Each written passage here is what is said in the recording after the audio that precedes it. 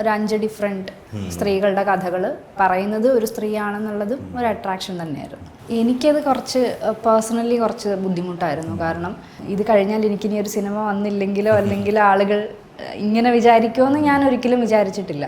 മഹേഷിൻ്റെ പ്രതികാരം ചെയ്യപ്പോൾ ആയിക്കോട്ടെ, അല്ലെങ്കിൽ കട്ടപ്പനയിലെ ഋതിക് റോഷൻ ചെയ്തപ്പോഴായിക്കോട്ടെ, ആ സമയത്തൊക്കെ അങ്ങനത്തെ പാറ്റേണിലുള്ള ക്യാരക്ടേഴ്സ് മാത്രമേ വന്നിട്ടുള്ളൂ. അപ്പം ഞാൻ പറയുന്നതായിരിക്കില്ല ഉർവശി ചേച്ചി പറയുക, അല്ലെങ്കിൽ അതായിരിക്കില്ല പാർവതിക്ക് പറയാനുണ്ടാവുക. അപ്പോൾ ആ ഒരു ഡിഫറൻസ് ഞാൻ എൻ്റെ എല്ലാ പേടികളോടും കൂടിയാണ് ചെല്ലുന്നത്. അതിന് മുന്നേ ഞാൻ എൻ്റെ നെഗറ്റീവ്സ് എല്ലാം ഇവരോട് പറയുകയും ചെയ്തു. ഞാൻ തമാശക്കാണ് ഞാൻ ഫോട്ടോ അയച്ചത്, അല്ലെങ്കിൽ പേര് കാര്യങ്ങളൊക്കെ ഒന്ന് ചോദിച്ചിട്ട് നമുക്കൊരു സീൻ ചെയ്ത് നോക്കാമെന്ന് പറഞ്ഞപ്പോൾ ഞാൻ പേടിച്ചിട്ട് ചാടി എണീറ്റു. എന്നിട്ട് പറഞ്ഞു എനിക്ക് വീട്ടിൽ പോകണമെന്ന് പറഞ്ഞു. അതാ ഞാൻ പറഞ്ഞത്. ഈ പറഞ്ഞ ജയ് ഭീമിന് മുന്നേ എനിക്കൊരു ബ്രേക്ക് വന്നിട്ടുണ്ട്. മലയാളത്തിലായാലും തമിഴിലായാലും ഞാനൊരു 1 വർഷത്തിന് മേലെ ഞാൻ സിനിമകളൊന്നും ചെയ്തിട്ടില്ല. എനിക്ക് സാറിനെ ആദ്യം കാണുന്ന കാലം തൊട്ട് ഭയങ്കര ഇൻഫീരിയോറിറ്റി കോംപ്ലക്സ് തുടങ്ങിയിട്ടുണ്ട്. കാരണം ഞാൻ നോക്കുമ്പോൾ അവരൊക്കെ വെൽ ഡ്രസ്ഡ് ആണ്, എൻ്റെ ഡ്രസ്സിങ് അടക്കം മൊത്തത്തിൽ മാറ്റമുണ്ട്. Hello Lijo, welcome. ഹായ്. ഇപ്പോൾ ഏറ്റവും പുതിയ റിലീസ് ഹെർ ആണ്. ഒരു ആന്തോളജി നേച്ചറിലുള്ളൊരു സിനിമയാണ്. എങ്ങനെയാണ് അട്രാക്റ്റഡ്, എന്താണ് ഹെറിലേക്കുള്ളൊരു പ്രൈമറി അട്രാക്ഷൻ എന്തായിരുന്നു? ഞാൻ ആ പ്ലേ ചെയ്ത കഥ അത് കേട്ടപ്പോൾ രസമുണ്ടായിരുന്നു. ഞാൻ ഇതുവരെ ചെയ്തിട്ടുള്ള ഒരു ക്യാരക്ടറല്ല. എത്ര പേര് അങ്ങനത്തെ ഒരു ക്യാരക്ടർ ചെയ്യുമെന്നും അറിയില്ല. അപ്പോൾ കേട്ടപ്പോൾ രസമുണ്ടാകും, ഒരു ചേഞ്ച് ആയിരിക്കും. പിന്നെ കുറേ പേർക്ക് അങ്ങനത്തെയും കഥകൾ അറിയാനും കേൾക്കാനും ഒക്കെ താല്പര്യം ഉണ്ടാവുമല്ലോ. പിന്നെ ഈ പറഞ്ഞ പോലെ അർച്ചനയാണ് അതിൻ്റെ റൈറ്റർ. അപ്പോൾ ഷീസ് എ വുമൺ. അപ്പോൾ അതെ, ഒരു 5 ഡിഫറെൻറ്റ് സ്ത്രീകളുടെ കഥകൾ പറയുന്നത് ഒരു സ്ത്രീയാണെന്നുള്ളതും ഒരു അട്രാക്ഷൻ തന്നെയായിരുന്നു. ഇപ്പോൾ നമ്മൾ നോക്കുകയാണെങ്കിൽ ഇപ്പോൾ ഒരു സിനിമയിലാണെങ്കിൽ നമുക്കൊരു ക്യാരക്ടറിന് ഒരു ഫുള്ളായിട്ടൊരു ഡെഫിനേഷനും ഒരു ഫോമും ഒക്കെ കൊടുക്കാൻ പറ്റും. വെബ് സീരീസിലാണെങ്കിൽ കുറച്ച് കൂടുതൽ എക്സ്പ്ലോർ ചെയ്യാൻ പറ്റും. പക്ഷെ ഒരു ആന്തോളജിയിൽ വളരെ കുറച്ച് സമയത്തിനകത്ത് ആ ക്യാരക്ടറിൻ്റെ ട്രെയ്റ്റ്സും ബോഡി ലാംഗ്വേജും ഇമോഷൻസും അയാൾ ഉദ്ദേശിക്കുന്ന അയാളുടെ ഒരു സ്റ്റേറ്റ് ഓഫ് മൈൻഡും എല്ലാം കൺവേ ചെയ്യാൻ വളരെ കുറച്ച് സമയമുള്ളൂ. അപ്പോൾ അത് എത്രത്തോളം വലിയൊരു ചാലഞ്ചാണ് അങ്ങനെ ഒരു സിറ്റുവേഷനിലേക്ക് വരുമ്പോൾ? എനിക്കത് കുറച്ച് പേഴ്സണലി കുറച്ച് ബുദ്ധിമുട്ടായിരുന്നു. കാരണം എനിക്ക് യൂഷ്വലി ഒരു സെറ്റിൽ പോയി ഒന്ന് ആ സെറ്റുമായിട്ടൊന്ന് കംഫർട്ടബിൾ ആവാൻ ഒരു 1 വീക്കൊക്കെ സമയമെടുക്കും. പക്ഷെ ഇവിടെ ഞാൻ അങ്ങനെ ഒന്ന് കംഫർട്ടബിൾ ആയി വന്നപ്പോഴേക്കും ഈ ഷൂട്ട് കഴിഞ്ഞു. എല്ലാവർക്കും എനിക്ക് തോന്നുന്നു മാക്സിമം 1 വീക്ക് വെച്ചിട്ടേ ഉണ്ടായിരുന്നുള്ളൂ. അപ്പോൾ അതിൻ്റെ ഒരു ബുദ്ധിമുട്ട് എനിക്കുണ്ടായിരുന്നു. പിന്നെ ഞാൻ ആ സമയത്ത് ചെയ്തത്, ഞാൻ കംപ്ലീറ്റ് ആയിട്ട് അർച്ചനയുടെ അടുത്ത് ഇങ്ങനെ ക്വസ്റ്റ്യൻസ് ചോദിച്ചുകൊണ്ടിരിക്കും. അല്ലെങ്കിൽ ഇപ്പോൾ ഒരു സീൻ നമ്മൾ ചെയ്യുന്ന സമയത്തും ഞാൻ അർച്ചനയോട് ചോദിച്ചുകൊണ്ടിരിക്കും. അർച്ചനയ്ക്കാണ് കൂടുതൽ അറിയുക.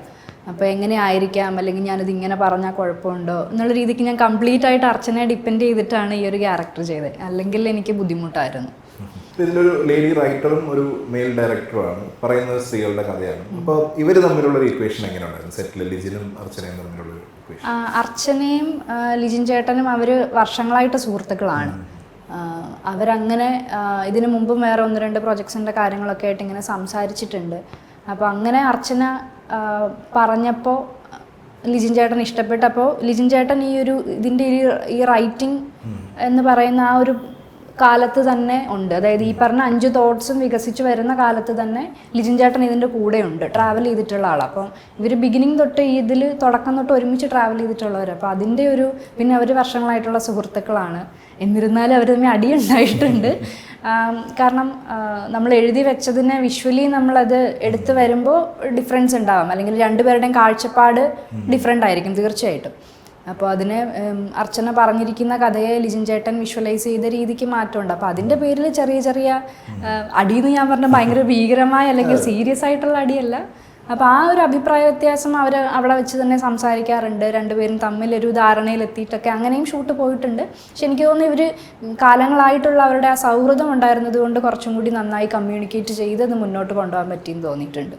ലിജോ ബ്രീഫ് എടുക്കുമ്പോൾ അർച്ചനയുടെ അടുത്ത് സംസാരിക്കാമെന്ന്, ലിജിൻ്റെ അടുത്ത് എന്ത് കൈൻഡ് ഓഫ് ബ്രീഫാണ് കിട്ടുന്നത് ക്യാരക്ടറിന്? ലിജിൻ ചേട്ടൻ എനിക്ക് ഓരോ സീൻ ചെയ്യുന്ന സമയത്തും ഇതിങ്ങനെയാണ്, അല്ലെങ്കിൽ ഞാനൊരു ചെയ്യുന്ന സമയത്ത് ഞാൻ അതല്ല ലിജിൻ ചേട്ടന് വേണ്ടത് എന്നുണ്ടെങ്കിൽ ലിജിൻ ചേട്ടൻ പറയും, ലിജോ ഇത് നമുക്ക് ഇങ്ങനെയല്ല, ഇങ്ങനെ ഒന്ന് ട്രൈ ചെയ്ത് നോക്കൂ എന്ന് ലിജിൻ ചേട്ടൻ പറയാറുണ്ട്. പക്ഷെ ഞാൻ കുറച്ചും കൂടി അർച്ചനയുടെ അടുത്ത് ചോദിച്ചത് ഈ പറഞ്ഞ പോലെ എനിക്ക് കുറച്ചും കൂടി ചോദിക്കാൻ കംഫർട്ടബിൾ ആയിരുന്നത് അർച്ചനയുടെ അടുത്താണ്. റൈറ്ററും അർച്ചനയാണ് എന്നുള്ളത് കൊണ്ട് ഞാൻ ചോദിച്ചു എന്നേ ഉള്ളൂ. പക്ഷെ തീർച്ചയായിട്ടും ലിജിൻ ചേട്ടൻ്റേതായിട്ടുള്ളൊരു കാഴ്ചപ്പാടുണ്ട്. അപ്പോൾ അത് കൃത്യമായിട്ട് കമ്മ്യൂണിക്കേറ്റ് ചെയ്യും. ഓരോ സീനിന് മുൻപും നമുക്കത് പറഞ്ഞു തരാറുണ്ട്. അല്ലെങ്കിൽ ഒരു സീൻ നമ്മൾ ചെയ്യുന്ന സമയത്ത് നമ്മൾ ചെയ്യുന്നത് അതല്ല വേണ്ടതെന്നുണ്ടെങ്കിൽ അതും പറയും, ഇതിങ്ങനെയല്ല, ഇത് നമുക്ക് ഇങ്ങനെ ട്രൈ ചെയ്ത് നോക്കാമെന്നും പറഞ്ഞു തരാറുണ്ട്. ഇപ്പോൾ തൊട്ട് മുമ്പത്തെ സിനിമ നടന്ന സംഭവം അതും ഒരു വളരെ ടാബു ആയിട്ടുള്ളൊരു സബ്ജക്റ്റാണ് പറഞ്ഞത്. കൂടുതൽ സ്പോയിലേഴ്സിലേക്ക് പോകുന്നില്ല. ഇതിലും വളരെ നമ്മൾ ഇപ്പോൾ ഒരു 5 വർഷം മുമ്പ് പോലും ആരും തൊടാൻ ധൈര്യപ്പെടാത്ത സബ്ജക്റ്റുകളായിരുന്നു, അല്ലെങ്കിൽ ഡിസ്കസ് ചെയ്യാൻ പോലും ധൈര്യപ്പെടാത്ത വിഷയങ്ങളായിരുന്നു ഇതിലും നടന്ന സംഭവത്തിൽ അഡ്രസ്സ് ചെയ്തിട്ടുള്ളത്. ഇപ്പോൾ ഒരു ആക്ട്രസ് എന്നുള്ളൊരു പോയിന്റ് ഓഫ് വ്യൂവിൽ നോക്കുമ്പോൾ ഇത് ഭയങ്കര റിസ്ക്കിയാണ് ഇങ്ങനത്തെ ഒരു സബ്ജക്റ്റിനെ ഏറ്റെടുക്കുക എന്നുള്ളത്.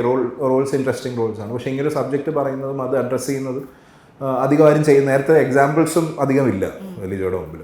അപ്പോൾ അത് എത്രത്തോളം പേടിയോ അല്ലെങ്കിൽ ഒരു നെർവസ്നെസ്സോ ഒക്കെ ഉണ്ടായിട്ടുണ്ടായിരുന്നോ ഇങ്ങനത്തെ സബ്ജക്ട്സ്, അതും 2 സബ്ജക്ട്സും ബാക്ക് ടു ബാക്ക് വന്നപ്പോൾ ചൂസ് ചെയ്യുന്നത്? നടന്ന സംഭവത്തിന് മുന്നേ ആണ് ഹെർ നടന്നിട്ടുള്ളത്. അപ്പോൾ അന്ന് ഈ പറഞ്ഞ പോലെ അങ്ങനെ എനിക്ക് ഒരു കാലത്തും അങ്ങനെ പേടി വന്നിട്ടില്ല. എനിക്ക് റൈറ്റ് എന്ന് തോന്നുന്ന അല്ലെങ്കിൽ എനിക്ക് ചെയ്യണം എന്ന് തോന്നുന്ന ക്യാരക്ടേഴ്സ് ഞാൻ ചെയ്യാറുണ്ട്. അപ്പോൾ അതിൽ വരാൻ പോകുന്ന റിസ്കുകളെ കുറിച്ച് ഞാൻ ആലോചിച്ചിട്ടില്ല ഒരിക്കലും.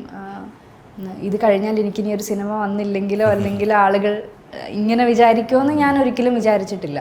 അപ്പം അങ്ങനത്തെ ഒരു തോട്ട് വന്നിട്ടില്ല. എനിക്ക് കഥ കേൾക്കുമ്പോൾ ഇത് എല്ലാവരും അറിഞ്ഞാൽ കൊള്ളാവുന്ന ഒരു കഥയാണ്, അല്ലെങ്കിൽ ഇങ്ങനത്തെ ഒരു ക്യാരക്ടർ ചെയ്യുന്നത് നമുക്ക് നന്നായിരിക്കും. നമുക്കൊന്ന് ഞാൻ പറയുന്നത് സിനിമ കാണുന്നവർക്ക് അല്ലെങ്കിൽ പ്രേക്ഷകർക്ക് കുറച്ചും കൂടി ചില കാര്യങ്ങളിൽ കുറച്ചും കൂടി അറിവ് കിട്ടുന്നതൊക്കെ ആണെങ്കിൽ അങ്ങനത്തെ ചെയ്യാൻ എനിക്ക് താല്പര്യമാണ്. ഇപ്പോഴും അങ്ങനെ തന്നെയാണ്. അല്ലെങ്കിലാണ് എനിക്ക് ഈ പറഞ്ഞ പോലെ ഒരേപോലെ ഉള്ള ക്യാരക്ടേഴ്സ് നമ്മൾ ഇപ്പം ഞാൻ മഹേഷിന് പ്രതികാരം ചെയ്യപ്പോൾ ആയിക്കോട്ടെ, അല്ലെങ്കിൽ കട്ടപ്പനയിലെ ഋതിക് റോഷൻ ചെയ്തപ്പോഴായിക്കോട്ടെ, ആ സമയത്തൊക്കെ അങ്ങനത്തെ പാറ്റേണിലുള്ള ക്യാരക്ടേഴ്സ് മാത്രമേ വന്നിട്ടുള്ളൂ. അപ്പം അങ്ങനെ മാത്രം ഒരു ക്യാരക്ടർ എനിക്ക് ചെയ്തു പോകാൻ താല്പര്യമില്ല. അപ്പം ഇത് ഈ പറഞ്ഞ പോലെ എനിക്ക് പേടി ഞാൻ ഒരിക്കലും എനിക്കങ്ങനെ ഒരു ക്യാരക്ടർ ചൂസ് ചെയ്യുമ്പോഴും വന്നിട്ടില്ല. അയ്യോ ഞാനത് ചെയ്തത് തെറ്റായി പോയോ എന്നുള്ളൊരു തോട്ടില്ല. ഇതിൻ്റെ റെസ്പോൺസുകൾ എങ്ങനെയാണ്? ഇപ്പോൾ നടന്ന സംഭവത്തിനായാലും ഇതിനായാലും ഈ ഒരു റിസ്ക് എടുത്തതിനുള്ളൊരു റിവാർഡ് ആൾക്കാർ ഇത് മനസ്സിലാക്കി അത് അപ്രീഷിയേറ്റ് ചെയ്ത് സംസാരിച്ചിട്ടുണ്ടോ? എന്താണ് ലിജോയ്ക്ക് കിട്ടിയിട്ടുള്ള റെസ്പോൺസ്? അതിൽ ഏറ്റവും ഇഷ്ടപ്പെട്ട ഒരു റെസ്പോൺസ് ഏതായിരുന്നു? അങ്ങനെ ഒരു പെർട്ടിക്കുലർ റെസ്പോൺസ് അങ്ങനെയില്ല. പക്ഷേ കുറേ പേർക്ക് ഇത് കണക്റ്റായി. ഇപ്പം നടന്ന സംഭവമാണെങ്കിലും പറഞ്ഞിരിക്കുന്ന സബ്ജക്റ്റ് ഒരുപാട് പേർക്ക്, ഇപ്പം ഞാൻ ചെയ്ത ക്യാരക്ടർ എന്നല്ലാണ്ട് പറഞ്ഞിരിക്കുന്ന സബ്ജക്റ്റ് മൊത്തത്തിൽ ഒരുപാട് പേർക്ക് ഇഷ്ടപ്പെട്ടു എന്ന് പറഞ്ഞ മെസ്സേജുകൾ വന്നിട്ടുണ്ടായിരുന്നു. ഹെറിൻ്റെ റെസ്പോൺസ് വന്ന് തുടങ്ങിയിട്ടേ ഉള്ളൂ, അതുകൊണ്ട് അറിയില്ല അങ്ങനെ ഒരുപാട് എന്താണ് എന്നുള്ളത്. പിന്നെ ചില ഇൻ്റർവ്യൂസിനൊക്കെ പോയപ്പോൾ ഇതുപോലെ അവർ പറഞ്ഞു ഇത് ലിജോ ചെയ്തിരിക്കുന്ന ഈ ക്യാരക്ടറിനെ ആളുകൾ എങ്ങനെ അതിനോട് റെസ്പോണ്ട് ചെയ്യും അല്ലെങ്കിൽ റിയാക്ട് ചെയ്യും എന്ന് അറിയാൻ ഞങ്ങൾ വെയിറ്റ് ചെയ്യണമെന്നൊക്കെ പറഞ്ഞു. എനിക്ക് അങ്ങനെ ഒരു റെസ്പോൺസ് ഇതുവരെ വന്ന് തുടങ്ങിയിട്ടില്ല, അതുകൊണ്ട് അറിയില്ല. ഇപ്പോൾ ഇതിൽ ഒരുപാട് എസ്റ്റാബ്ലിഷ്ഡ് ആയിട്ടുള്ള ആക്ട്രസസ് ഉണ്ട്, പക്ഷേ സ്ക്രീൻ ടൈം അധികം ആരുടെയും കൂടെ ഷെയർ ചെയ്യുന്നത്. പക്ഷേ ഇവരുടെ കൂടെ ഒരു സിനിമ പ്രൊമോഷൻസിൻ്റെ സമയത്തായിരിക്കും നിങ്ങൾ കൂടുതൽ ഇൻട്രാക്ട് ചെയ്യുന്നത്. അപ്പോൾ അങ്ങനെ ഒരു ടീമിൻ്റെ കൂടെ ഒരുമിച്ച് വരുമ്പോൾ എന്തായിരുന്നു ഇത്രയും ടാലൻറ്റഡ് ആയിട്ടുള്ള ഉർവശി ചേച്ചി മുതലുള്ള ആർട്ടിസ്റ്റ് കൂടെ ഉണ്ട്, അപ്പോൾ അവരുടെ കൂടെയുള്ള ഇൻട്രാക്ഷൻസിൽ നിന്ന് എന്താണ്, what is your take away? നമുക്ക് ആകെ ഒരു ദിവസമേ ഉണ്ടായിരുന്നുള്ളൂ ഈ പറഞ്ഞ എല്ലാവരുടെയും കൂടെ. അതും ഉർവശി ചേച്ചി എനിക്ക് തോന്നുന്നു നമുക്കൊരു ഉച്ച സമയം വരെ നമ്മുടെ കൂടെ ഉണ്ടായിരുന്നുള്ളൂ. ആ സമയത്തെല്ലാം നമ്മൾ ഈ പറഞ്ഞാൽ ഇൻ്റർവ്യൂസ് ഒന്ന് കഴിഞ്ഞാൽ അടുത്തത് അങ്ങനെ പോവാം. അപ്പം അവരോട് അങ്ങനെ പേഴ്സണലി ഒരുപാട് സംസാരിക്കാനൊന്നും പറ്റിയില്ല. ഇൻ്റർവ്യൂസ് നമ്മൾ ചെയ്യുന്ന സമയത്ത് അവർ ഓരോ കാര്യങ്ങളെക്കുറിച്ചുള്ള അവരുടെ കാഴ്ചപ്പാടുകൾ ഇപ്പോൾ ഓരോരുത്തർക്കും ഡിഫറെൻ്റ് ആയിരിക്കും. അപ്പം ഞാൻ പറയുന്നതായിരിക്കില്ല ഉർവശി ചേച്ചി പറയുക, അല്ലെങ്കിൽ അതായിരിക്കില്ല പാർവതിക്ക് പറയാനുണ്ടാവുക. അപ്പോൾ ആ ഒരു ഡിഫറൻസ് ഓക്കെ, ഇങ്ങനെ ഒരു കാര്യത്തെക്കുറിച്ച് ആളുകൾക്കുള്ള പല പല കാഴ്ചപ്പാടുകൾ മനസ്സിലാക്കാൻ പറ്റിയെന്നല്ലാണ്ട് അവരോട് പേഴ്സണലി അധികം സംസാരിക്കാനോ അതിനൊന്നും ഉള്ള സമയം ഉണ്ടായിരുന്നില്ല. പിന്നെ എല്ലാവരും ജസ്റ്റ് കണ്ടു, ഒന്ന് പരിചയപ്പെട്ടു, എല്ലാവർക്കും അങ്ങോട്ടും ഇങ്ങോട്ടും ഓക്കെ ഇന്നയാളാണിത് ചെയ്തത്, ഓക്കെ ഇന്നയാളാണ് കൂടെ നിൽക്കുന്നത് ഒന്ന് പരിചയപ്പെടാനുള്ള സമയം ഉണ്ടായിരുന്നുള്ളൂ. ഇപ്പോൾ ലിജോയുടെ സെഗ്മെൻറ്റ് മാറ്റി നിർത്തി കഴിഞ്ഞാൽ ഏതായിരുന്നു ഏറ്റവും ഇഷ്ടപ്പെട്ട ഒരു സെഗ്മെൻറ്റ് എന്ന് പറയാമോ?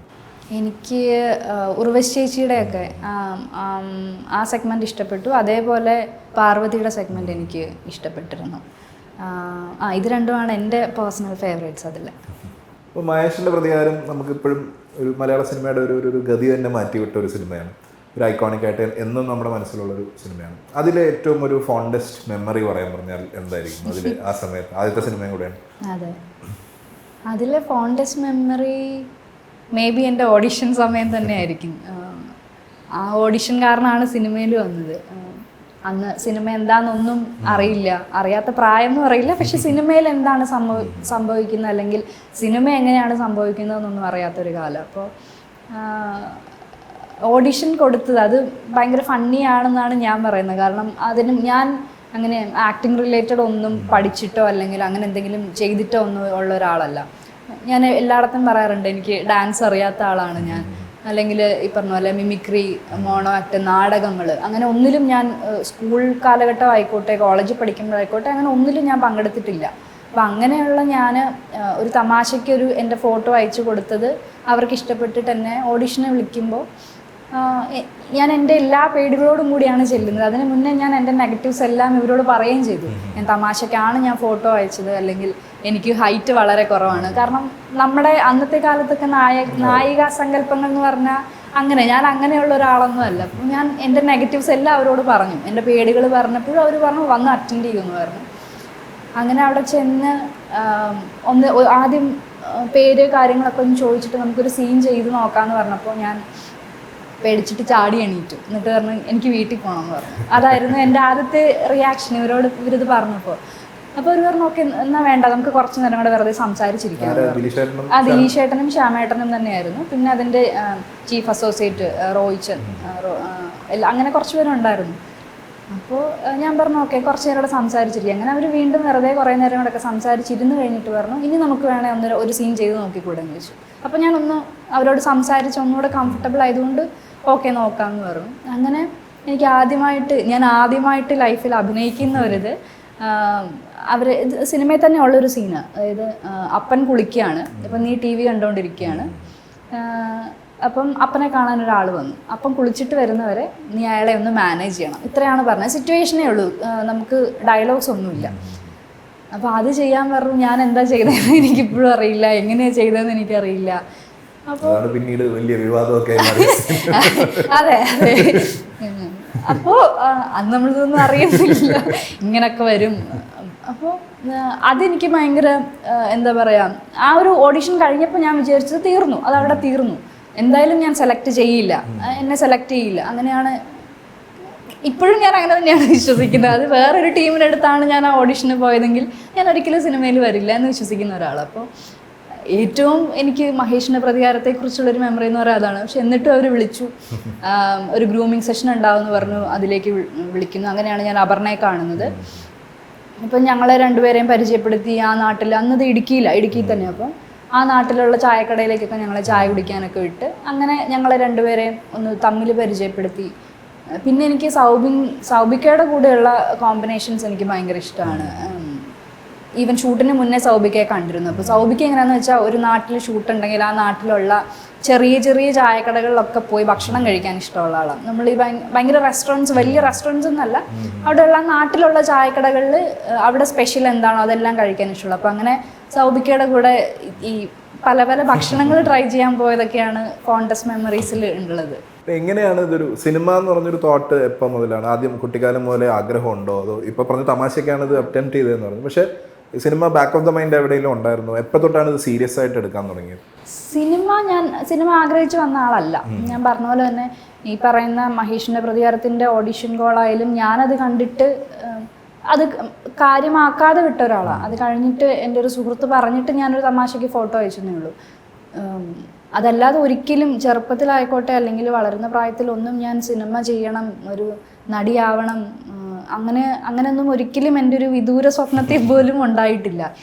ഞാൻ PG ചെയ്യുന്നു, PG കഴിയുന്ന ഉടനെ PhDക്ക് ജോയിൻ ചെയ്യണം, അത് കഴിഞ്ഞ് എവിടെയെങ്കിലും പഠിപ്പിക്കാൻ കയറണം, ആ ഒരു മൈൻഡ് സെറ്റിലാണ് ഞാൻ.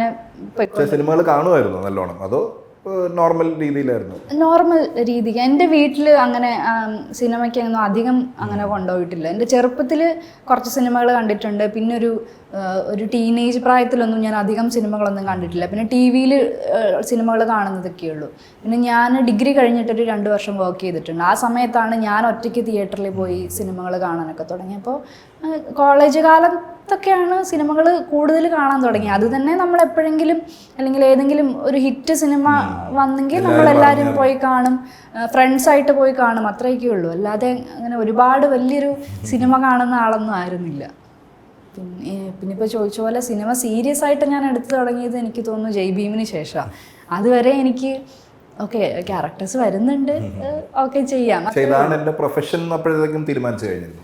ഇല്ല, അതാ ഞാൻ പറഞ്ഞത്. ഈ പറഞ്ഞ ജയ് ഭീമിന് മുന്നേ എനിക്കൊരു ബ്രേക്ക് വന്നിട്ടുണ്ട്. മലയാളത്തിലായാലും തമിഴിലായാലും ഞാനൊരു 1 വർഷത്തിന് മേലെ ഞാൻ സിനിമകളൊന്നും ചെയ്തിട്ടില്ല. ആ സമയത്ത് ഞാൻ വീണ്ടും സിനിമ വേണ്ട നിർത്തി നെറ്റിന് പ്രിപ്പയർ ചെയ്തുകൊണ്ടിരിക്കുന്ന സമയമാണ്. വീണ്ടും ഒന്നുകൂടെ PhD ട്രൈ ചെയ്യാം, JRF എടുക്കാൻ പറ്റുകയാണെങ്കിൽ അങ്ങനെ പോകാമെന്ന് വിചാരിച്ച് വീണ്ടും ഞാൻ നെറ്റിന് പ്രിപ്പയർ ചെയ്യുന്ന സമയത്താണ് ജയ് ഭീമിൻ്റെ ഓഡിഷന് വിളിക്കുന്നത്. അത് ഞാൻ അതിന് മുന്നേ ഒരു സിനിമ തമിഴിൽ ചെയ്തിട്ടുണ്ടായിരുന്നു, സിവപ്പ് മഞ്ചൾ പച്ച എന്ന് പറഞ്ഞു. അപ്പോൾ അത് കണ്ടിട്ട് അവർ വിളിക്കുന്നത്. ആ സിനിമ ഇറങ്ങി കുറച്ച് നാളായി, പക്ഷേ എങ്ങനെയോ അപ്പോഴാണ് ഡയറക്ടർ ആ സിനിമ കാണുന്നത്. അങ്ങനെ അതിൻ്റെ ഓഡിഷന് വിളിക്കുന്നത്. അപ്പോൾ ആദ്യത്തെ ഓഡിഷന് വിളിച്ചപ്പോൾ ഞാൻ പോകുന്നതിനെക്കുറിച്ച് ആലോചിക്കുന്നില്ല, ഞാൻ അവരോട് ചെല്ലാമെന്നൊന്നും പറയുന്നില്ല.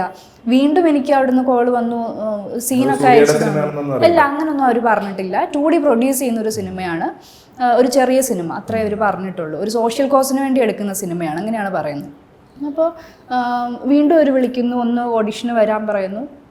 അപ്പോൾ ഞാൻ വീണ്ടും ഇങ്ങനെ അമ്മയോട് ചോദിച്ചു പോകണോ, കാരണം ഞാനിപ്പം നിലവിൽ ഞാൻ വീണ്ടും പഠിത്തത്തിലേക്ക് തിരിയുക, അപ്പോൾ പോകണം. അപ്പം അമ്മ പറഞ്ഞു പോയി നോക്ക്. അങ്ങനെ ഞാൻ ചെന്നൈക്ക് ചെന്നു, ഓഡിഷൻ അറ്റൻഡ് ചെയ്തു. അപ്പോഴും ഓഡിഷൻ അവിടെയും മോശമായിരുന്നു, കാരണം അത് തമിഴാണ്. അപ്പം എനിക്ക് അന്ന് തമിഴ് അത്ര അറിയില്ല, മനസ്സിലാവും പക്ഷെ തമിഴ് പറയാനൊന്നും അങ്ങനെ അറിയില്ല. അപ്പോൾ തമിഴിൽ ഡയലോഗ്സ് പറഞ്ഞ് പെർഫോം ചെയ്യുമ്പോൾ ഒന്നും ചെയ്യാൻ പറ്റുന്നില്ല. അപ്പോൾ അവസാനം ഡയറക്ടർ പറഞ്ഞു ഓക്കെ നിനക്കിതെന്താണെന്ന് മനസ്സിലായല്ലോ, അപ്പോൾ മലയാളത്തിൽ പറഞ്ഞ് പെർഫോം ചെയ്തു. അങ്ങനെ ഞാനത് മലയാളത്തിൽ എൻ്റേതായ രീതിക്ക് ഡയലോഗ്സിനെ മാറ്റി പെർഫോം ചെയ്ത് അങ്ങനെയാണ് അതിൻ്റെ ഓഡിഷൻ ചെയ്യുന്നത്. അത് കഴിഞ്ഞപ്പോൾ അവർക്കത് ഇഷ്ടപ്പെട്ടു. അന്ന് തന്നെ കഥയൊക്കെ പറഞ്ഞു. അപ്പം കഥ കേട്ടപ്പോൾ എനിക്കിത് രസമുണ്ടാവുമെന്ന് തോന്നി. ആ ഒരു ക്യാരക്ടർ ഭയങ്കര സ്ട്രോങ് ആണെന്ന് തോന്നി. അപ്പോഴും ഇത് സൂര്യയാണ് ഈ പറയുന്ന ചന്ദ്രു എന്ന് പറയുന്ന ക്യാരക്ടർ ചെയ്യുന്നതെന്നൊന്നും പറഞ്ഞിട്ടില്ല. അപ്പോൾ ഞാൻ പറഞ്ഞു ഓക്കെ ചെയ്യാമെന്ന് സമ്മതിച്ച് ഞാൻ തിരിച്ച് വന്നു. അത് കഴിഞ്ഞിട്ട് അതിൻ്റെ പിറ്റേന്നാണ് ഡയറക്ടർ എന്നെ വിളിച്ചിട്ട് എന്നോട് ചോദിച്ചു, ഇന്നലെ നീ കഥ മുഴുവൻ കേട്ടതില്ലേ, അപ്പോൾ ഇതിൽ ഈ ചന്ദ്രു എന്ന് പറഞ്ഞ ക്യാരക്ടർ ആര് ചെയ്യും എന്നാണ് നിനക്ക് തോന്നുന്നത്, എന്തെങ്കിലും ഗസ് ഉണ്ടോ എന്ന് ചോദിച്ചു. ഞാൻ പറഞ്ഞു എനിക്ക് അറിയില്ല എന്ന് പറഞ്ഞു. അപ്പോൾ അറിയില്ലെന്ന് എന്തെങ്കിലും ആരെങ്കിലും ഒരാൾ ഗസ് ചെയ്യുമെന്ന് പറഞ്ഞു. അപ്പോൾ ഞാൻ പ്രകാശ് രാജ് എന്നുള്ള പേരാണ് പറയുന്നത്, കാരണം എൻ്റെ മനസ്സിൽ കുറച്ചുകൂടെ ഒരു ഏജൊക്കെ, ഞാൻ കഥ കേൾക്കുമ്പോൾ എൻ്റെ മനസ്സിൽ കുറച്ചൊരു പ്രായമുള്ള ഒരാളെന്നുള്ളൊരിതിലാണ്. അപ്പോഴാണ് അവിടുന്ന് പറയുന്നത് ഇല്ല ഇത് ചെയ്യുന്നത് സൂര്യയാണ്. അപ്പം ഇത് നേരത്തെ നമ്മൾ തീരുമാനിച്ചിരുന്നതാണ്, അത് നിന്നോട് പറയണ്ടെന്ന് വെച്ചിട്ടാണ്. കാരണം സൂര്യയുടെ സിനിമയാണ് എന്ന് കണ്ടിട്ട് കമ്മിറ്റ് ചെയ്യാൻ ആളുകൾ ഉണ്ടാവും, ഞങ്ങൾക്ക് ആ ക്യാരക്ടർ ചെയ്യാൻ വില്ലിങ് ആയിട്ടൊരാൾ വേണമായിരുന്നു, അതുകൊണ്ട് ഇന്നലെ പറയാതിരുന്നാന്ന് പറഞ്ഞു. അങ്ങനെയാണ് ജയ് ഭീം ചെയ്യുന്നത്. അപ്പോൾ ജയ് ഭീം ചെയ്യുന്ന സമയത്ത് എനിക്ക് ഒരുപാട് ബുദ്ധിമുട്ടുകളുണ്ടായിരുന്നു, കാരണം എനിക്ക് ആ തമിഴ് കുറച്ചും കൂടി ഡിഫറെൻ്റ് ആണ്. ആ സമയത്ത് ഞാൻ തമിഴ് പഠിച്ചു വരുന്നതേ ഉള്ളൂ, അത് വേറെ ഒരു തമിഴാണ്. അതേപോലെ ഇപ്പം ഇരുളർന്ന് പറയുന്ന ഒരു കമ്മ്യൂണിറ്റിയെക്കുറിച്ച് എനിക്കൊന്നും അറിയില്ല, ഒന്നും അറിയില്ല. പിന്നെ ഈ പറഞ്ഞ പോലെ അതുകൊണ്ട് ഇതിനൊക്കെ ഞങ്ങൾക്ക് ട്രെയിനിങ് ഉണ്ടാവും എന്ന് പറഞ്ഞു. ആ ട്രെയിനിങ് സമയം എനിക്ക് നല്ല ബുദ്ധിമുട്ടുണ്ടായിരുന്നു, കാരണം എനിക്ക് അവരോടൊന്നും സംസാരിക്കാൻ പറ്റുന്നില്ല. എന്ന് വെച്ചാൽ അവർക്ക് തമിഴ് മാത്രമേ അറിയുള്ളൂ, വേറൊരു ഭാഷ അറിയില്ല. അപ്പം എനിക്ക് മലയാളവും തമിഴും കൂടെ മിക്സ് ചെയ്ത് അവരോട് സംസാരിക്കാൻ പറ്റുന്നുണ്ടായിരുന്നില്ല. അപ്പോൾ ആ സമയത്തൊക്കെ ഞാൻ ഒരുപാട് സ്ട്രെസ്ഡ് ആയിരുന്ന സമയമാണ്. പക്ഷെ അതെല്ലാം കഴിഞ്ഞ് ഷൂട്ടൊക്കെ കഴിഞ്ഞ് നമ്മൾ വിചാരിച്ചതിനേക്കാളും മേലെയുള്ള ഒരു റെസ്പോൺസ് കിട്ടിയപ്പോഴാണ് എനിക്ക് തന്നെ ഒരു കോൺഫിഡൻസ് വന്നത്. ഓക്കെ ഒരു ആക്ടർ എന്നുള്ള രീതിക്ക് ഇനി മേ ബി ഇത് മുന്നോട്ട് കൊണ്ടുപോകാൻ പറ്റും, അല്ലെങ്കിൽ കുറച്ചും കൂടിയൊക്കെ ഇതുപോലത്തെ റോളുകളൊക്കെയും എനിക്ക് കൈകാര്യം ചെയ്യാൻ പറ്റും എന്നൊരു വിശ്വാസം എനിക്ക് വന്നത് ജയ് ഭീമിന് ശേഷമാണ്. അപ്പോൾ സിനിമയെ സീരിയസ് ആയിട്ട് ഞാൻ കണ്ടു തുടങ്ങിയതും ജയ് ഭീമിന് ശേഷമാണെന്ന് പറയാം. ഇപ്പോൾ പറഞ്ഞല്ലോ ഇത് ബുദ്ധിമുട്ടായിരുന്നു ഇതിൽ ഇനീഷ്യലി കയറുന്നത്. എപ്പോഴാണ് ഈ ക്യാരക്ടർ എൻ്റെ കയ്യിൽ പിടുത്തം കിട്ടി, ഇത് ഇപ്പം തൽക്കാലം ഞാൻ ഓക്കെയാണ്, ഇതുകൊണ്ട് മുമ്പോട്ട് പോകാൻ പറ്റും എന്നുള്ള ജയ് ഭീമിൽ പെർഫോം ചെയ്ത് തുടങ്ങിയ ഏതൊരു ഘട്ടത്തിലാണ് അങ്ങനെ ഒരു അണ്ടർസ്റ്റാൻഡിങ്ങിൽ എത്തിയത്? എനിക്ക് ഷൂട്ട് തുടങ്ങിയപ്പോഴും അങ്ങനെ ഒരു കോൺഫിഡൻസ് എനിക്ക് വന്നിട്ടില്ല. നമ്മൾ ഷൂട്ട് തുടങ്ങിയ ആദ്യത്തെ ഒരു 5-6 ദിവസം കഴിഞ്ഞപ്പോഴേക്കും കൊറോണ കാരണം മൊത്തത്തിൽ ഷൂട്ടെന്നല്ല, കൊറോണയ്ക്ക് ഒരാഴ്ച മുന്നേ കൊറോണ വന്ന് നമുക്കെല്ലാവർക്കും ആ ഒരു ബ്രേക്ക് വന്ന സമയത്താണ്, ഒരാഴ്ച മുന്നെയാണ് നമ്മൾ ഷൂട്ട് തുടങ്ങിയത്. അപ്പോൾ ഒരാഴ്ച ആയപ്പോഴേക്കും ഈ പറഞ്ഞ പോലെ കൊറോണയാണ്. അപ്പം നമ്മൾ വിചാരിക്കുന്ന ഒരു ബ്രേക്ക് ഇടുകയാണ് നമ്മളെന്ന് പറയുന്നത്. അപ്പോൾ മേ ബി ഒരു 1 വീക്ക് അല്ലെങ്കിൽ 2 വീക്സ്, അത് കഴിഞ്ഞാൽ തിരിച്ച് ബാക്ക് ടു സെറ്റ്സിൽ വരും. അങ്ങനെ വിചാരിച്ചാണ് നമ്മൾ പോകുന്നത്. പക്ഷെ പിന്നെ നോക്കുമ്പോൾ ഇത് 1 മാസമാകുന്നു, 2 മാസമാകുന്നു, 3 മാസമാകുന്നു, അങ്ങനെ നീണ്ടുപോയിക്കൊണ്ടിരിക്കും. അപ്പോൾ ആ സമയത്തും എനിക്ക് തോന്നുന്നു ഇനീഷ്യലിയും ഞങ്ങൾ ചെയ്ത സീൻസ് ഇപ്പം ഞങ്ങൾ ഏതാണ്ട് ഓർഡറിൽ തന്നെയാണ് ഷൂട്ട് ചെയ്തിട്ടുള്ളത്. അപ്പോൾ ആദ്യമൊക്കെ ഈ പറഞ്ഞ പോലെ ഞാനും മണികണ്ഠനുമായിട്ടുള്ള സീൻസ് അവർക്ക് എത്ര കണ്ട് വർക്കൗട്ട് ആയിരുന്നു എന്ന് എനിക്കറിയില്ല. മേ ബി എന്തുകൊണ്ടെന്ന് ചോദിച്ചാൽ എനിക്ക് പറയാനറിയില്ല. എനിക്കും ഒരു കോൺഫിഡൻസ് കുറവുണ്ടായിരുന്നു ബിഗിനിങ്ങിൽ. അത് കഴിഞ്ഞ് ഈ പറഞ്ഞ കൊറോണ കാരണം ഞാൻ വീട്ടിൽ വന്നിരുന്ന സമയത്ത് ഡയറക്ടർ ആയിക്കോട്ടെ അല്ലെങ്കിൽ ഞങ്ങളുടെ ട്രെയിനർ, ഇവർ രണ്ടുപേരും വിളിച്ചിട്ട് ഇങ്ങനെ പറയാൻ തുടങ്ങി എന്നോട്, നീ ഇപ്പം ലിജോ ആയിട്ട് വീട്ടിലിരിക്കുകയാണ്, അങ്ങനെ ഇരുന്നാൽ നമ്മൾ ക്യാരക്ടറിന് വിട്ടുപോകും. മറ്റേത് ട്രെയിനിങ് കഴിഞ്ഞ് ഇമ്മീഡിയറ്റ്ലി നമ്മൾ ഷൂട്ട് തുടങ്ങിയിരുന്നു. വീണ്ടും ബ്രേക്ക് വരിക. അപ്പോൾ നീ ഡെയിലി സ്ക്രിപ്റ്റ് വായിക്കാൻ നോക്ക്, അല്ലെങ്കിൽ സീൻസ് ഏതെങ്കിലുമൊക്കെ നീ എടുത്ത് നോക്കിക്കൊണ്ടിരിക്കുക, എന്നിട്ട് സെങ്കേനിയെ പോലെ ചിന്തിക്കണം. അങ്ങനെയൊക്കെ എൻ്റെ അടുത്ത് ദിവസവും തന്നെ ഓൾമോസ്റ്റ് ഡെയിലി എന്നെ വിളിച്ചിട്ട് ഇവരിൽ ആരെങ്കിലും ഒരാൾ അങ്ങനെ പറഞ്ഞുകൊണ്ടിരിക്കും. അപ്പോൾ എനിക്ക് പേടിയാവാൻ തുടങ്ങി. അപ്പോൾ ആ പേടിയുടെ പുറത്ത് ഞാൻ എന്നും ഇരുന്ന് സ്ക്രിപ്റ്റ് എന്ന് പറഞ്ഞാൽ ഏതെങ്കിലും സീൻസ് ഒക്കെ എടുത്ത്, ചിലപ്പോൾ ഇൻറ്റൻസ് ആയിട്ടുള്ള ഏതെങ്കിലും സീൻസ് ആയിരിക്കും, ഇരുന്ന് വായിച്ച് ഞാനിരുന്ന് കരയാനൊക്കെ തുടങ്ങി. അങ്ങനെ എനിക്ക് തോന്നുന്നു ആ കൊറോണ കാലത്ത് ഞാൻ ആദ്യത്തെ ഒരു 1-2 മാസം ഞാൻ കൂളായിരുന്നു. പിന്നെ എനിക്കും ടെൻഷനാവാൻ തുടങ്ങി. ഇത് ഇനി എപ്പോഴാണ് കൊറോണ കഴിഞ്ഞ് ഷൂട്ട് പെട്ടെന്ന് പറയാമെന്നറിയില്ല. അപ്പം ഞാൻ ശ്രദ്ധിച്ചേ പറ്റുള്ളൂ എന്ന് വിചാരിച്ച് ഞാൻ പിന്നെ സീൻസ് കൃത്യമായിട്ടിരുന്ന് നോക്കാൻ തുടങ്ങി. അതുപോലെ തമിഴ് സംസാരിക്കുന്ന കാര്യങ്ങൾ അങ്ങനെയൊക്കെ ഇരുന്ന് നോക്കി ആ കൊറോണയുടെ ബ്രേക്ക് വന്നത് കൊണ്ടാണ് ആ സമയത്താണ് ഞാൻ ക്യാരക്ടറിലേക്ക് കയറിയത്. അതെ എന്ന് എനിക്ക് തോന്നിയിട്ടുണ്ട്. കാരണം ആദ്യം ചെയ്ത ഒരു സീൻ ഞങ്ങൾ ഈ കൊറോണ കഴിഞ്ഞിട്ട് ചെന്നപ്പോൾ ഞങ്ങളത് റീഷൂട്ട് ചെയ്തു. അപ്പോൾ അവിടെ തൊട്ട് എല്ലാവർക്കും കോൺഫിഡൻസ് ഉണ്ടായിരുന്നു, ഓക്കെ ഇത് നന്നായിട്ട് വരുന്നുണ്ട് എന്ന്. അപ്പോൾ എന്നെ ശരിക്കും ആ കൊറോണ കാലമാണ് ഹെൽപ്പ് ചെയ്തത്. ഇത് രണ്ട് ഫിസിക്കലി ആയാലും ഇമോഷണലി ആയാലും ഭയങ്കര ഡ്രെയിനിങ് ആയിട്ടുള്ളൊരു ക്യാരക്ടറും സിനിമയായിരുന്നല്ലോ. ഏതാണ് ടഫസ്റ്റ് സീനായിട്ട് തോന്നിയത് ആ സിനിമയിൽ പെർഫോം ചെയ്തു? ഫിസിക്കലി ആയിരിക്കാം അല്ലെങ്കിൽ ഇമോഷണലി ആയിരിക്കാം. അതിൽ കുറേ ഉണ്ട് അങ്ങനെ ചോദിച്ചാൽ. എനിക്ക് തോന്നുന്നു കുറച്ചധികം സമയമെടുത്തത് പോലീസ് സ്റ്റേഷനല്ല, എനിക്ക് തോന്നുന്നു അവിടെ ജയപ്രകാശ് എന്ന് പറഞ്ഞ ഒരു ആക്ടർ ഉണ്ടല്ലോ, അപ്പോൾ DGP ആരോ ആയിട്ടാണ് ചെയ്തത്. അപ്പം അവിടെ ഓഫീസിൽ ചെന്ന് നിന്ന് പുള്ളിയോട് ഇങ്ങനെ അവർ ഒരു ഒത്തുതീർപ്പിന് വിളിക്കുന്ന ഒരു സീനാണ്. നിനക്ക് എത്ര വേണമെങ്കിലും പൈസ തരാം എന്ന് പറയുന്ന ഒരു സീക്വൻസ് ഉണ്ട്. അപ്പോൾ അവിടെ ഞാൻ കുറച്ച് ഇമോഷണലായിട്ട് പറയുന്ന ഒരു സാധനമുണ്ട്. അങ്ങനെ പൈസയ്ക്ക് വേണ്ടിയിട്ടല്ല, എൻ്റെ മക്കളെ ഞാൻ അങ്ങനെ എവിടെ നിന്നാണ് ഈ പൈസ എന്ന് ചോദിക്കുമ്പോൾ എൻ്റെ മറ്റേ ഭർത്താവിൻ്റെ ഇതിന് കിട്ടുന്ന പൈസയാണ്, ഭർത്താവ് മരിച്ചതിന് അവർ തന്ന പൈസയാണ്, അല്ലെ അവരെ ഭർത്താവിനെ കൊന്നതിന് അവർ തന്ന പൈസയാണ്, അങ്ങനെ എനിക്ക് മക്കളെ വളർത്താൻ പറ്റില്ല എന്ന് പറഞ്ഞിട്ട് ഞാൻ തിരിച്ചിറങ്ങിപ്പോരുന്ന സീക്വൻസ് ഉണ്ട്. അത് കുറച്ചധികം സമയമെടുത്ത് എല്ലാവരും എനിക്ക് ആ സമയം തന്നു. ആ ഒരു ഇമോഷൻ ഹോൾഡ് ചെയ്ത് പറയാൻ എനിക്ക് കുറച്ച് സമയം വേണ്ടി വന്നു. പക്ഷെ അതിനേക്കാളൊക്കെ എനിക്കൊന്ന് പോലീസ് സ്റ്റേഷനിലെ ടോർച്ചർ സീൻസ്, പുള്ളിയെ ഇങ്ങനെ അകത്തേക്ക് വലിച്ചുകൊണ്ട് പോകുന്നൊക്കെ ഒരു ഇതുണ്ട്. അതൊക്കെയാണ് ഭയങ്കര ഇമോഷണലി ഭയങ്കര നമ്മൾ എക്സോസ്റ്റഡ് ആയി പൊയ്ക്കൊണ്ടിരുന്ന സീൻസ് അതൊക്കെയാണ്. അത് പിന്നെ മോളെ പോലീസ് ജീപ്പിൽ എടുത്തിട്ട് പോകുന്ന ഒരു സീനുണ്ട്. അപ്പോൾ ഞാൻ ബസ്സിന് മുന്നിലേക്ക് ചാടി. ശരിക്കും അവരെന്നോട് പറഞ്ഞു ബസ്സിന് മുന്നിലേക്ക് ചാടണ്ട, പക്ഷെ അത് എത്ര നോക്കിയിട്ടും ബസ്സിന് മുന്നിലേക്ക് ചാടാണ്ട് അത് കറക്റ്റ് ആയിട്ട് വരുന്നില്ല.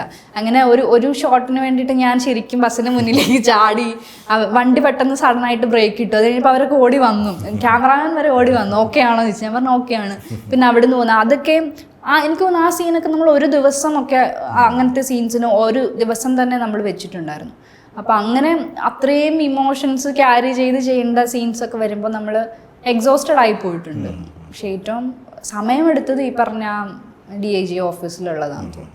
അതേപോലെ ഇപ്പോൾ സൂര്യയും അദ്ദേഹത്തിൻ്റെയും ഒരു ഡിഫറെൻറ്റ് ടൈപ്പ് ഓഫ് റോളായിരുന്നു ഈ സിനിമയിൽ. നമ്മൾ അതുവരെ കണ്ടിട്ടുള്ള മാസ് ഹീറോ റോൾസ് ചെയ്തിട്ടുണ്ട്, റൊമാൻറ്റിക് റോൾസ് ചെയ്തിട്ടുണ്ട്. ഇതിലും പുള്ളി ആ സൂര്യ റിപ്പോർട്ടിലും ജയ് ഭീമിലുമാണ് ഒരു ഭയങ്കര വ്യത്യാസമുള്ള സോഷ്യൽ കോസിന് വേണ്ടിയിട്ടുള്ള സിനിമകൾ ചെയ്തു തുടങ്ങിയൊരു സമയമായിരുന്നു. ഈ സിനിമ എസ്പെഷ്യലി ഈ സിനിമ ഭയങ്കര അധികം ചർച്ച ചെയ്യപ്പെട്ടു. സൂര്യയുടെ കൂടെ ഉള്ള വർക്കിംഗ് എക്സ്പീരിയൻസ് എങ്ങനെയാണ്? ഞാനിതിൽ കേട്ടിരിക്കുന്ന സൂര്യ സാറ് കഥ കേട്ടിട്ട് സാറായിട്ട് ചോദിച്ച് വാങ്ങിച്ചതാണ് ഈ റോളെന്ന് കേട്ടിട്ടുണ്ട്. അപ്പോൾ എനിക്ക് ഞാൻ പറഞ്ഞല്ലോ ഞങ്ങൾ ഏതാണ്ട് ഓർഡറിൽ തന്നെയാണ് ഷൂട്ട് ചെയ്ത് പോയിട്ടുള്ളത്. അപ്പോൾ ശരിക്കും മണികണ്ഠൻ മിസ്സിങ് ആണ് എന്നുള്ള മണികണ്ഠൻ്റെ പോർഷൻസ് ഒക്കെ കഴിഞ്ഞിട്ടാണ് ശരിക്കും എനിക്ക് ഇവരുടെ ഈ സൂര്യ സാർ അല്ലെങ്കിൽ രജിഷയുടെ കൂടെയുള്ള പോർഷൻസ് കൂടുതൽ വരുന്നത്. അപ്പോൾ ആ സമയത്ത് എനിക്കെങ്ങനെയാണെന്ന് വെച്ചാൽ എനിക്ക് സാറിനെ കാണാൻ നല്ല ഭംഗിയാണ്. അപ്പോൾ ഞാൻ നേരിട്ടായിക്കോട്ടെ ആ ലുക്ക് എനിക്ക് ഭയങ്കര ഇഷ്ടമായിരുന്നു, കുറച്ച് മുടിയൊക്കെ നീണ്ടിട്ട്. അപ്പോൾ അങ്ങനെ വരുമ്പോൾ കാണാൻ തന്നെ നല്ല ഭംഗിയാണ്. അപ്പം എന്നെ കാണാൻ ഏറ്റവും മോശം രീതിക്കാണ് എന്നെ പ്രസൻറ്റ് ചെയ്തിരിക്കുന്നത്. അല്ലെങ്കിൽ ആ ക്യാരക്ടർ അങ്ങനെയാണ് കാണാൻ. അവർ ലുക്കിലൊന്നും അല്ലെങ്കിൽ എങ്ങനെയാണ് ഞാൻ നിൽക്കുന്നത് ഇരിക്കുന്നത് എൻ്റെ ഡ്രസ്സിങ് ഒന്നും ഒരു ശ്രദ്ധിക്കുന്നവരല്ല. അപ്പം എനിക്ക് സാറിനെ ആദ്യം കാണുന്ന കാലം തൊട്ട് ഭയങ്കര ഇൻഫീരിയോറിറ്റി കോംപ്ലക്സ് തുടങ്ങിയിട്ടുണ്ട്. കാരണം ഞാൻ നോക്കുമ്പോൾ അവരൊക്കെ വെൽ ഡ്രസ്ഡ് ആണ്, എൻ്റെ ഡ്രസ്സിങ് അടക്കം മൊത്തത്തിൽ മാറ്റമുണ്ട്. അപ്പോൾ എനിക്ക് ആദ്യം തൊട്ട് അങ്ങനെയൊക്കെ ആയിരുന്നു. പിന്നെ ആദ്യമായിട്ട് സാറിനെ കണ്ടൊരു മൊമെൻ്റ് എന്ന് പറഞ്ഞാൽ ഞാൻ രജിഷ ഒരുമിച്ചാണ് സാറിൻ്റെ ക്യാരവാനിലേക്ക് പോകുന്നത്. അപ്പോൾ ഞങ്ങളോട് വളരെ കാര്യമായിട്ട് സംസാരിച്ച് ഇതുവരെയുള്ള ഷൂട്ടൊക്കെ എങ്ങനെ ഉണ്ടായിരുന്നു എന്നൊക്കെ ചോദിക്കുന്നു. അപ്പോൾ അതിനൊക്കെ ഞങ്ങൾ ഉത്തരം പറഞ്ഞു തിരിച്ചു വരുന്നു, അത്രയേ ഉള്ളൂ.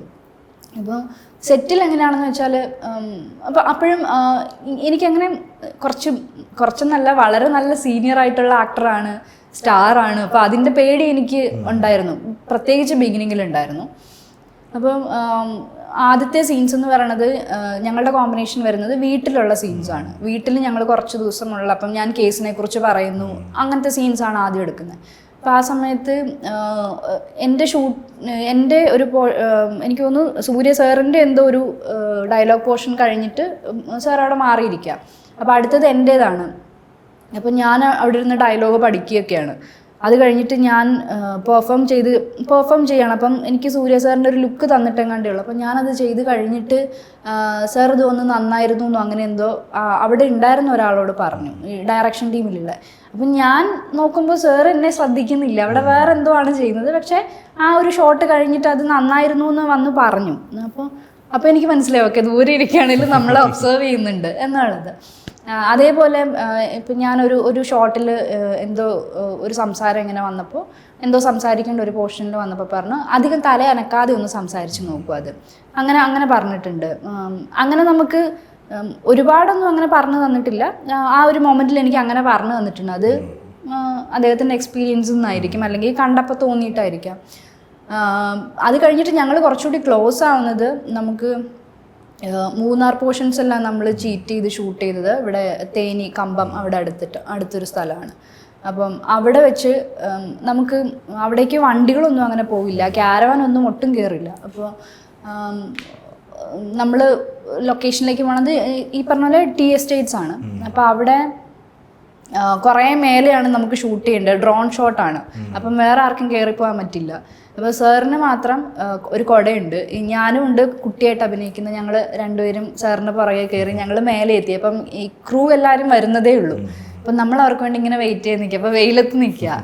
നമ്മളൊരു 2 മിനിറ്റ് അങ്ങനെ നിന്നപ്പോഴേക്കും സാറിൻ്റെ കുടയും കൊണ്ട് ഞങ്ങളെ രണ്ടുപേരെയും കൂടെ കുടക്കീഴിലേക്ക് കയറ്റി നിർത്തി. അങ്ങനെ പിന്നെ കാരണം വേറെ ആർക്കും വരാൻ പറ്റില്ല, ഞങ്ങളുടെ അസിസ്റ്റൻസിന് ആർക്കും വരാൻ പറ്റില്ല. അപ്പോൾ സാറ് ത്രൂ ഔട്ട് ആ കുടക്കീഴിൽ അങ്ങനെ ഞങ്ങളെ ഇങ്ങനെ അങ്ങനെ പ്രൊട്ടക്റ്റ് ചെയ്ത് കൊണ്ടുപോയി.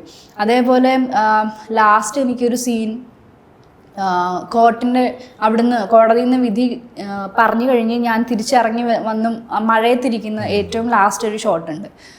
അപ്പം അന്ന് അത് മഴയാണ് അന്ന് ഷൂട്ട് ചെയ്യുന്നതെന്ന് എനിക്കറിയാം. പക്ഷെ ഞാനങ്ങനെ നനയാണ്. അപ്പോൾ ഒരു ഷോട്ട് കഴിഞ്ഞാൽ ഞാൻ ഓടിപ്പോയി തോർത്താൻ നിന്നില്ല, കാരണം എന്തായാലും പിന്നെയും ഷോട്ട്സ് പോകും. അപ്പം ഞാൻ അവിടെ നനഞ്ഞ് തന്നെ ഇരിക്കാമെന്ന് വിചാരിച്ച് ഞാൻ അവിടെ ഇരിക്കുക. എല്ലാം കഴിഞ്ഞപ്പോൾ സാറിൻ്റെ അസിസ്റ്റൻറ്റിനെ വിളിച്ചിട്ട് അവരുടെ കയ്യിൽ നിന്നൊരു ടവൽ എനിക്ക് എടുത്ത് തന്നു. അത് ലിജോ വെച്ചോ എന്ന് പറഞ്ഞിട്ട് അങ്ങനെ കൊണ്ടെത്തുന്നു. അതേപോലെ മധുരയിൽ ഞങ്ങൾ ഷൂട്ട് ചെയ്യുമ്പോൾ ഇരുളർക്ക് എനിക്ക് തോന്നുന്നു ഞങ്ങൾ കുറച്ച് പേര് ആർട്ടിസ്റ്റ് അതിലുള്ളൂ, ബാക്കി എല്ലാവരും തന്നെ ഇരുളർ കമ്മ്യൂണിറ്റിയിൽ നിന്നുള്ളവരാണ്. അപ്പം അവർക്ക് അവിടുന്ന് ജിഗർദണ്ഡ വാങ്ങിച്ചു കൊടുക്കുന്നു, ഫുൾ സെറ്റിൽ എല്ലാവർക്കും. അതുപോലെ എല്ലാവരും കംഫർട്ടബിൾ ആണോ എന്ന് ചെക്ക് ചെയ്യാറുണ്ട്. അപ്പം ഞാനോ അല്ലെങ്കിൽ എൻ്റെ മോളായിട്ട് അഭിനയിച്ച അവളോ അല്ല, ഞങ്ങളുടെ കാര്യമല്ല, ഇരുളർ കമ്മ്യൂണിറ്റിയിൽ നിന്നുള്ള എല്ലാവരും കാരണം അവർ ആദ്യമായിട്ടാണ് ഒരു ഷൂട്ട് കാണുന്നത്, ഒരു സെറ്റിലേക്ക് വരുന്നത്. അപ്പോൾ അതിൻ്റെ പേടി അവർക്കുണ്ട്. ഒരു പക്ഷേ ചെന്നൈയിലേക്കൊക്കെ വരുന്നത് പോലും അവർ അങ്ങനെ അധികം വരുന്നവരല്ല. അപ്പോൾ അവർ സെറ്റിൽ അവർ കംഫർട്ടബിൾ ആണോ, അവർക്കെല്ലാം ഓക്കെ ആണോ എന്ന് സ്ഥിരമായിട്ട് ചെക്ക് ചെയ്യാറുണ്ടായിരുന്നു. അപ്പം അത്രയും കെയർ എടുത്ത് എന്ന് വെച്ചാൽ എല്ലാവരും കംഫർട്ടബിൾ ആവാൻ വേണ്ടിയിട്ട് നമ്മളെ ഞാനൊരു സ്റ്റാർ ആണ് എന്നുള്ള ഒരു ഇതിലല്ലാണ്ട് നമ്മളുടെയൊക്കെ കൂടെ ഒരു കോ ആക്ടറാണ് ഞാൻ എന്നുള്ളൊരു അതെ അതിൻ്റെ അങ്ങനെ ഒരു നമുക്കൊരു തോട്ട്, അയ്യോ നമ്മളിപ്പോൾ നിൽക്കുന്ന ഒരു സ്റ്റാറിൻ്റെ കൂടെ ആണല്ലോ എന്നുള്ളൊരു തോട്ട് ആർക്കും വരാത്ത പോലെ എല്ലാവർക്കും ഒരു കോ ആക്ടർ അല്ലെങ്കിൽ ഒരു ചേട്ടൻ എന്നുള്ള ഫീലിൽ തന്നെയാണ് മൊത്തം സെറ്റിനെ എല്ലാവരെയും അങ്ങനെയാണ് കൈകാര്യം ചെയ്തത്. അപ്പോൾ അത് ഞാൻ എപ്പോഴും പറയും ഭയങ്കര എന്താ പറയുക ഗ്രൗണ്ടഡ് ആയിട്ടുള്ളൊരു മനുഷ്യനാണ്. അതാണ് എൻ്റെ എക്സ്പീരിയൻസ്. ഇപ്പം ജയ്ബീം തൊട്ടാണ് സീരിയസ് ആയിട്ട് സിനിമകൾ കണ്ടു തുടങ്ങിയെന്ന് പറഞ്ഞു. അപ്പോൾ അത് കഴിഞ്ഞ് ആദ്യം കമ്മിറ്റ് ചെയ്യുന്ന സിനിമ ജയ്ബീമിൻ്റെ ഈ പറഞ്ഞ പോലെ റിസപ്ഷനും അതിൻ്റെ അംഗീകാരങ്ങളും ഒക്കെ കിട്ടിയതിന് ശേഷം ആദ്യമായിട്ട് കമ്മിറ്റ് ചെയ്യുന്ന സിനിമ എന്തായിരുന്നു? അത് കഴിഞ്ഞിട്ട് സിനിമകളോടുള്ള അപ്രോച്ച് എങ്ങനെ മാറിയിട്ടുള്ളത്? എനിക്ക് സിനിമയോടുള്ള അപ്രോച്ച് എനിക്ക് ആദ്യം തൊട്ടേ എങ്ങനെയാണെന്ന് വെച്ചാൽ ഡിഫറെൻ്റ് ആയിട്ടുള്ള ക്യാരക്ടേഴ്സ് ചെയ്യണം. ഇപ്പം ഞാൻ പറഞ്ഞ പോലെ ഇപ്പം എനിക്ക് ജയ്ബീം ചെയ്ത് കഴിഞ്ഞിട്ട് ഏറ്റവും കൂടുതൽ വന്നത് ജയ്ബീം പോലത്തെ ചിലർ വിളിക്കുമ്പോൾ പറയുന്നത് അങ്ങനെയാണ്, ജയ്ബീമി ചെയ്തില്ല അതുപോലൊരു ക്യാരക്ടർ എന്ന് പറഞ്ഞിട്ടാണ് ചിലർക്ക്, അതെ അങ്ങനെയാണ് ചിലരൊക്കെ വിളിച്ചത് തന്നെ. അപ്പം ഇല്ല, ഞാൻ അങ്ങനെ ഒരു ക്യാരക്ടർ ഇപ്പം നോക്കുന്നേ ഇല്ല, ഇപ്പം ഉടനെ എങ്ങനെ ഞാൻ എന്തായാലും ചെയ്യാൻ ഉദ്ദേശിക്കുന്നില്ല എന്ന് പറഞ്ഞ് അത് ഞാൻ ചെയ്യാതിരിക്കുകയത്. അപ്പം എനിക്ക് എല്ലാ കാലത്തും ഈ പറഞ്ഞ പോലെ ഡിഫറെൻ്റ് ആയിട്ടുള്ള ക്യാരക്ടേഴ്സ്, അല്ലെങ്കിൽ ഇപ്പോൾ ഞാൻ ഇമ്മീഡിയറ്റ്ലി ഇപ്പോൾ ഇനിയിപ്പോൾ ഹെറിലെ പോലെ ഒരു ക്യാരക്ടർ ഇമ്മീഡിയറ്റ്ലി ചെയ്യാൻ വിളിച്ചാൽ ഞാൻ ചെയ്യില്ല.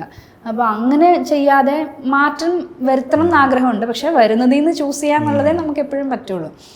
അപ്പോൾ ആ കാര്യം അന്നും ഇന്നും മാറ്റമില്ല. അതും അല്ലാണ്ട് അങ്ങനെ വലിയ ഒരു അപ്രോച്ചിലൊരു മാറ്റം എന്ന് പറയാനില്ല. ഞാൻ സിനിമയെ കുറച്ച് സീരിയസ് ആയിട്ട് കണ്ടു തുടങ്ങിയെന്ന് മാത്രമേ ഉള്ളൂ.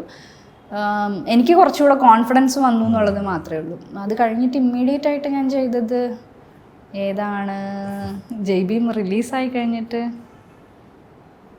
എനിക്കിപ്പോൾ പെട്ടെന്ന് ചോദിച്ചപ്പോൾ ഓർമ്മ വരുന്നില്ല. ഇമ്മീഡിയറ്റ്ലി ചെയ്തത് ഒരുപാട് സിനിമകൾ ചെയ്തു എന്നല്ല, പക്ഷേ അതൊരു 3 വർഷം മുമ്പായതുകൊണ്ട് അത് കഴിഞ്ഞിട്ട് ഇമ്മീഡിയറ്റ്ലി ഞാൻ കമ്മിറ്റ് ചെയ്തത് ഏതാണെന്ന് നോക്കേണ്ട വരും. ഏതാണ് നടന്ന സംഭവം മേ ബി ഞാൻ കമ്മിറ്റ് ചെയ്തിട്ടുണ്ടാവും, പക്ഷെ അത് ഷൂട്ട് കഴിഞ്ഞിട്ട് അധികം ആയില്ല. എനിക്ക് തോന്നുന്നു ഹെയറൊക്കെ അതെ അതെ ഹെയർ എനിക്ക് തോന്നുന്നു ജയ്ബീം, പക്ഷെ അത് റിലീസിന് മുന്നേ ആണോ എന്ന് എനിക്ക് ഓർമ്മയില്ല. തമിഴിൽ ഞാനൊരു മൂവി അന്നപൂർണി എന്ന് പറഞ്ഞിട്ട്, ഇപ്പം അതിൻ്റെ പേര് മാറി കാരണം നയൻതാരയുടെ ഒരു പടം അതേ പേരിൽ വന്നു. എനിക്കൊന്ന് ഞാൻ ഇമ്മീഡിയറ്റ്ലി കമ്മിറ്റ് ചെയ്ത ഒരു പടം തമിഴിൽ അതാണ് അന്നപൂർണി എന്ന് പറഞ്ഞിട്ട്. ഇപ്പം പേര് കൺഫേം ആയിട്ടില്ല, അതുകൊണ്ടാണ് ഞാൻ വീണ്ടും വീണ്ടും അന്നപൂർണി എന്ന് പറയുന്നത്. അപ്പോൾ അത് റിലീസ് ആവുന്നതേ ഉള്ളൂ. അപ്പോൾ അത് പറഞ്ഞ പോലെ ആരും പ്രതീക്ഷിക്കാത്ത തരം ഒരു കഥാപാത്രമാണ്. എന്തായാലും ജയ്ബീമിലെ സെങ്കേനിയായിട്ടൊന്നും ഒരു രീതിക്കും ആളുകൾ റിലേറ്റ് ചെയ്യാത്ത ഒരു ക്യാരക്ടറാണ്. അത് കണ്ടിട്ട് പറയും. ഇപ്പോൾ ഇങ്ങനെ ഒരുപാട് ഇൻറ്റൻസ് റോളുകളൊക്കെ ചെയ്യുമ്പോൾ ഇടയ്ക്ക് ഇങ്ങനെ ഒരു ഫൺ, അല്ലെങ്കിൽ ആദ്യം ചെയ്തിരുന്ന പോലത്തെ ഒരു ഫൺ റോളോ അങ്ങനെയൊക്കെ എന്തെങ്കിലും ചെയ്താൽ കൊള്ളാം എന്നുള്ള ആഗ്രഹങ്ങൾ ഉണ്ട്? തീർച്ചയായിട്ടും ഉണ്ട്. ഞാനത് പറയാറുമുണ്ട്. എന്നോട് ഹസ്ബൻഡ് ഇടയ്ക്ക് ചോദിക്കാറുണ്ട്, ഇപ്പം തനിക്ക് ഇങ്ങനത്തെ ക്യാരക്ടേഴ്സ് മാത്രമേ വരുന്നുള്ളല്ലോ, അപ്പോൾ താൻ ഇൻ്റർവ്യൂസിലൊക്കെ പറയണം. ഇങ്ങനെയല്ല, എനിക്ക് പഴയ പോലത്തെ ക്യാരക്ടേഴ്സും ചെയ്യാൻ താല്പര്യമുണ്ട്. എനിക്ക് തോന്നുന്നു ഈ കട്ടപ്പനയിൽ ഋതിക് റോഷൻ അങ്ങനെ ഒരു ഫൺ ഒക്കെ ഉള്ളൊരു ക്യാരക്ടറായിരുന്നു. അപ്പം ഞാൻ ഇപ്പം ഈ പറഞ്ഞ പോലെ കുറേ ഇൻറ്റൻസ് ക്യാരക്ടേഴ്സ് തന്നെ ചെയ്തപ്പോൾ 1-2 സിനിമകൾ മാറ്റി പിടിച്ചിട്ടുണ്ടെന്ന് വെച്ചാൽ എനിക്ക് വന്നതിൽ നിന്ന് ഞാൻ കുറച്ച് മാറ്റം എന്ന് തോന്നിയ സിനിമകൾ, പക്ഷെ രസമുണ്ടാവും. ആ ഒരു കോൺഫിഡൻസ് എനിക്കുണ്ട്. അങ്ങനെ ഒരു സിനിമയാണ് ഇപ്പോൾ പൊന്മാൻ എന്ന് പറഞ്ഞ് റിലീസാവാനുള്ളത്. പിന്നെ സംശയം എന്ന് പറഞ്ഞിട്ട് ഒരു മൂവിയും കൂടെ വരാനുള്ളത്. വിനയ് ഫോർട്ട്, ഷറഫുദ്ദീൻ, പ്രിയംവദ അങ്ങനെയൊക്കെയുള്ള, രാജേഷ് വി എന്ന് പറഞ്ഞ ആളാണ് ഡയറക്ടർ. അപ്പോൾ അത് നമ്മൾ അനൗൺസ് ചെയ്തിട്ടില്ല. എന്തായാലും നെക്സ്റ്റ് ഇയർ ആദ്യമൊക്കെ തന്നെ ഉണ്ടാവും. പൊന്മാൻ കഴിഞ്ഞ ഉടനെ തന്നെ. അതെ പൊന്മാൻ, അതെ 4-5 ചെറുപ്പക്കാർ എന്ന് പറഞ്ഞ ഇന്ദുഗോപൻ ചേട്ടൻ്റെ ഒരു നോവലാണ്. അപ്പം എനിക്ക് തോന്നുന്നു ആ നോവൽ വായിച്ചിട്ടുള്ള കുറേ പേരൊക്കെ അതിന് വെയിറ്റ് ചെയ്തിരിക്കുകയാണ്, എങ്ങനെയാണത് വിഷ്വലി വന്നിരിക്കുന്നതെന്ന് അറിയാൻ. അപ്പം അതൊരു രസമുള്ള ക്യാരക്ടറായിരുന്നു. ഈ 2 ഒരു ഭയങ്കര അത്രയും എന്താ പറയുക ഭയങ്കര ഇൻറ്റൻസ് അല്ലാത്ത ക്യാരക്ടേഴ്സ് ഞാനിപ്പോൾ റീസെൻ്റ് ആയിട്ട് ചെയ്തിരിക്കുന്നത്. പിന്നെ ഇപ്പോൾ ദാവീദ് എന്ന് പറഞ്ഞു ഞാനൊരു മൂവി പെപ്പയുടെ കൂടെ ചെയ്തിട്ടുണ്ട്. അതും ഈ പറഞ്ഞ പോലെ അങ്ങനെ ഭയങ്കര ഇൻറ്റൻസ് അല്ല, ഒരു കമേഴ്ഷ്യൽ. ശരിക്കും എനിക്ക് കമേഴ്ഷ്യൽ സിനിമകളുടെ ഭാഗമാകണമെന്ന് ആഗ്രഹമുണ്ടായിരുന്നു. അപ്പോൾ അങ്ങനെ വന്നിരിക്കുന്നതാണ് ഈ പറഞ്ഞത്. ഇതൊക്കെ കുറച്ചും കൂടി ക്യാരക്ടറിന് ശ്രദ്ധിക്കപ്പെടുമോ ഇല്ലയോ എന്നുള്ളതല്ല, ആ സിനിമകൾ ശ്രദ്ധിക്കപ്പെടും, അങ്ങനത്തെ ഒരു കോൺഫിഡൻസ് ഉള്ള സിനിമകളാണ്.